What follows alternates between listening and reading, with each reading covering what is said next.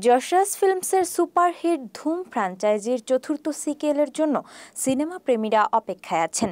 মনে হচ্ছে এবার তাদের অপেক্ষার পালা শেষ হতে চলেছে। শুধু তাই নয়, শোনা যাচ্ছে যে ধুম 4 এর মাধ্যমে একাধিক বড়সড় চমক দিতে চলেছেন নির্মাতারা।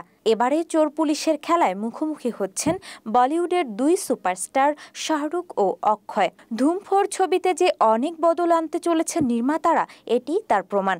এর আগের সব সিক্যুয়েলে পুলিশ কর্মকর্তার চরিত্রে অভিষেক বচ্চন আর তার শিষ্য আলীর চরিত্রে উদয় চোপড়াকে দেখা গেলেও ধুম 4-এ এবার নতুন জুটি আনতে চলেছে যশরাজ। শোনা যাচ্ছে অভিষেকের বদলে বলিউড সুপারস্টার অক্ষয় কুমার আর উদয়ের পরিবর্তে আসতে চলেছেন রাজকুমার রাও। এখানেই শেষ নয়, আরও অনেক চমক আছে বলে শোনা যাচ্ছে।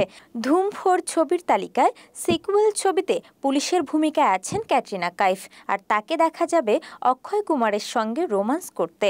তবে ধুম 4-এর সবচেয়ে বড় চমক হতে চলেছে শাহরুখ খানের খলনায়কের ভূমিকায় আবির্ভাব।